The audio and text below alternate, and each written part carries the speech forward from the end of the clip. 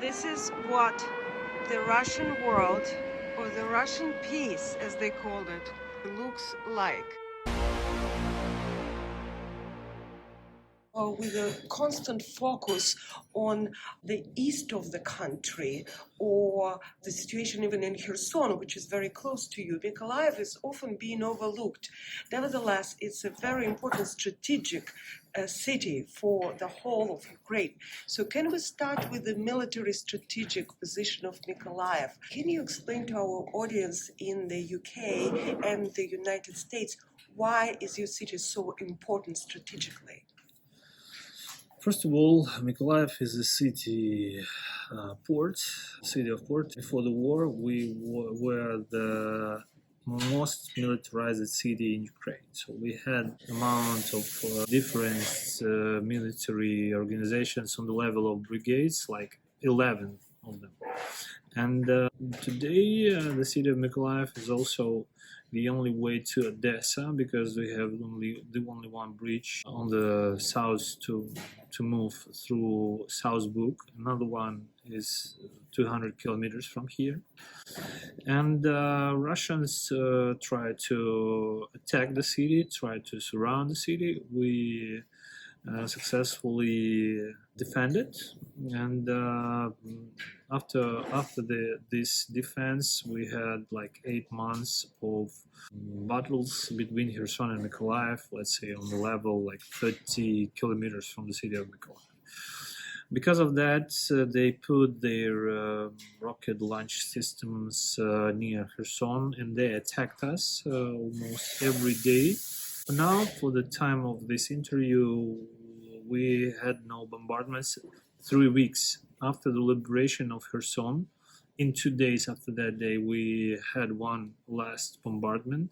7 people died there, like 5 floors of the building have been destroyed, and 7 people died there.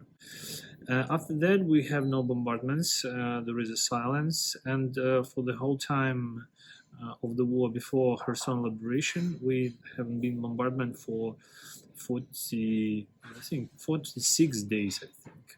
Those were 1 day or 2 days in a row, maybe 3 days in a row, but not more. And after that, almost every day, I asked people to leave the city. We had about 220,000 people out of 500,000 that we had before the war. And I could say that the number of victims could be much bigger if all people, if this half people haven't left the city. I could say that in that building that was ruined the last time were 20 apartments, and could be the number of victims could be 40 or even more, but we had only 7. For sure, each life is couldn't be valued anyhow. It doesn't have any price, but anyway, it could be much more victims. So for now, we have 156 killed people and about more than 700 heavily injured people. And as for city of Mykolaiv, now after Kherson liberation, the usual life comes back. We still don't have drinking water because we took it from Dnipro River, which near the Kherson, but after April 12th, the Russians ruined our pipes, and those pipes are 73 kilometers pipes and with a diameter of 1.4 meter. It's a really big system. They made for damages. They exploded. They put the explosive there. Made it just to leave the city without drinking water. 1 month we lived without drinking water at all. We took it from the boreholes from under the ground and distributed it through the city by using water trucks. And then in a month we built another system. We are taking water from South Buk River, which our city stays on, but there is a problem that our cleaning facilities were built so that to clean Dnipro River, and the water in our river is salty, That's why we can't claim two parameters like softness and saltness. And the water in pipeline, the city pipelines, is salty. That ruins them. I mean, we have 20 times more leaks per day, and the amount of water that leaking is about 40% of all the amount that we pump to the system. But anyway, people at least have this technical water to wash themselves, to wash the clothes. You can even wash the fruits and vegetables and eat them, but you can't cook food and drink it. Another problem was to launch the heating season. We launched it. I mean, now the heat is everywhere. I mean, heating, and the problem was to prepare water for this heating system because we can't afford to launch the salty water there and ruin that system also. So we made water holes in every system. I mean, the boiler houses, which we have 895. And because of the closed process, we have enough water to distribute it through people.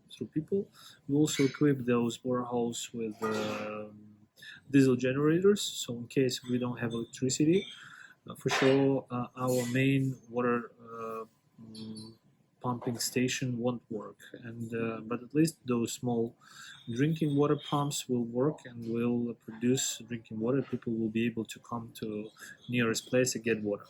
We will have till the end of this year 150 such heated water places where people are able to drink water. And another problem was to close all the windows after bombardments. We get about 100,000 square meters of plywood, which we use to close the windows for people who are still in the city and for people outside of the city, which half of the city population. For now, we made it. We also repaired all the roofs that we can repair now. We conservated. We put them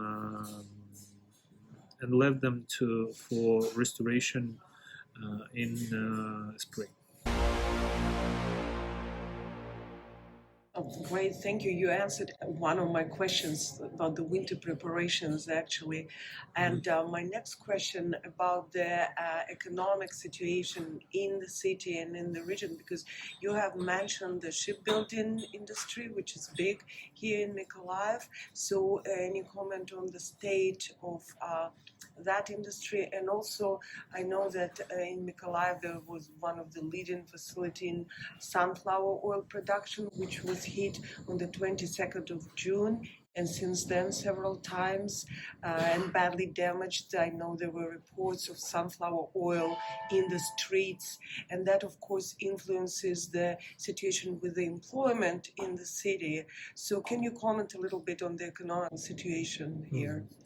Yeah, there is a big problem with the economic situation because now we live mostly using the money from salary taxes of military people, soldiers, and less for all other people because main facilities, main plants, and places where people worked before the war don't work now, and we have problems of with taxes. But I could add that there is a law that doesn't allow us to spend money on capital expenses, on the operational expenses. So we are not so in need of money. So we don't build new roads, schools, or everything. So we use only money to support people who work in the sphere of critical infrastructure and to support the city to survive, let's say, not to develop the city. Yes, our all support infrastructure don't work. They only get all those cargoes and move them using trucks to Odesa, which they export using those export corridors. And as for other facilities, shipbuilding and everything, turbine building, all those plants don't work. And it's not safe now, still not safe because Russians moved to the left river bank, Dnipro River, but we're still in a range of C-300 rockets and they still can attack us. And in any minute. So it's not safe here. But I could say that the city lives with its life. Pensioners get pension. Markets and supermarkets work like it was before the war. Everything works, so people can live here. But for sure, there is a lack of work, and we need to recover our production services and production and plants. And I think it will be done as soon as Russians will be pushed back to Crimea at least. The next question is about the cultural life here and the morale. And I know that the Russians targeted a lot of cultural institutions, theaters, like your drama theater was targeted, and a number of educational institutions, including your own university, right? Right. From what I understand. So can you comment on that a bit? Yes, they attacked 3 universities. 2 of them were attacked really heavily. Let's say 3 of them were attacked. Each of them was attacked twice, and they used C-300 rockets. They wrote in their Telegram channels that there were military people there in universities, but it's totally untrue. Like every day they bombarded, we came there on the place in the morning after bombardment, and we showed with the video the damage that they made to those buildings, and that there are no military people at all. No dead bodies, no rescue operations. They get those bodies from under the ruins. No military vehicles or tanks or weapon. So everything was shot on the video and put it on the internet. So that was totally untrue that they bombarded military objects.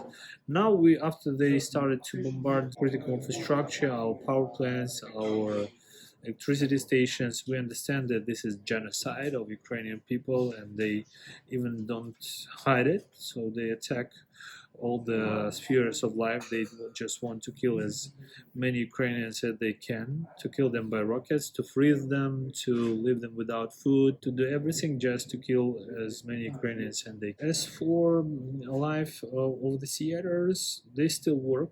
They have theaters made, they have small stages in the shelters, and they still work, and people visit theaters and see those performances. And I could say that they make us stronger. Everything that don't kill us makes us stronger, and Putin made a lot of things to make Ukrainians more united, more stronger, and more divided from Russia. So everything that he planned worked in opposite way. And now everyone understands that Ukrainian, totally different people from Russian.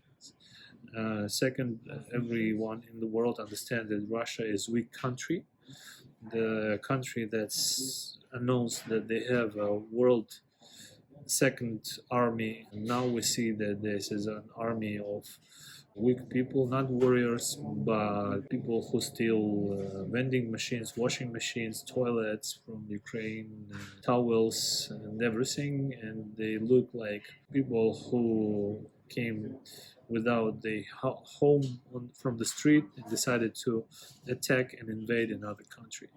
So they made us stronger, and for sure they helped us to clean Ukrainian culture from the Russian culture. And when we say if it's necessary to clean Russian poets and artists from the history of Ukraine and from our school program, one guy said very clearly, if these people were educated using such a good historical and artistical and cultural things, why they look like invaders or guys who just kill, rape, and destroy. That it means that it doesn't work, and we can live without this culture. So yes, now we understood the real price of our independence, and for sure people will remember, people of Ukraine will remember it in many, many years. My last question is more personal, because I know you like history just from listening and following up on your interviews, and you read a lot. And how does it feel to you personally to be the mayor of one of the major cities in Ukraine during this historic times? Like, how do you perceive your role? Do you, like, on a daily basis, does it occur to you throughout the day that this is history right now and I'm a part of it? I don't think too much about it, I don't have time to think about, why it happens, how to do, what to do. So we just, gathered and decided to do what we can do. And the first day that was a fortressing, let's say, the bit of fortifications of the city of Mykolaiv. Then we helped army to get Russian tanks and everything back to the city of Mykolaiv, repair them. And it was like, we went our way without thinking what will be the next. We just done what we had to do. And I think the same now. I don't think too much why it happened, how I can live with it. Will I stay in history? No one will stay in history. But let's say Putin will stay in history as an idiot who started this war. But if we speak about local authorities or just people who work as heroes under those ruins and cleaning those ruins, and people won't remember them. And moreover, humans made this way that they won't remember any good things. But if you make 99 good things and won't do any one, the one, they will remember that one that you haven't done and will forget all those 99 things. So we just do, and we understand that we have this front line here in the city of Mykolaiv, and someone has to do it, and we will do it until the victory. Otherwise, we made a decision if Mykolaiv, those days in the beginning, if Russian, we sat together with my team and decided if Russians will invade the city, we will fight with our army and move forward to back with them without leaving the city. Thank you very much for your interview and for your time and for your great work that you're doing here in the city of Mykolaiv. We just do what we have to do. I'm sure that everyone on my place could do it in the same way. I'm not that sure, but thank you anyway.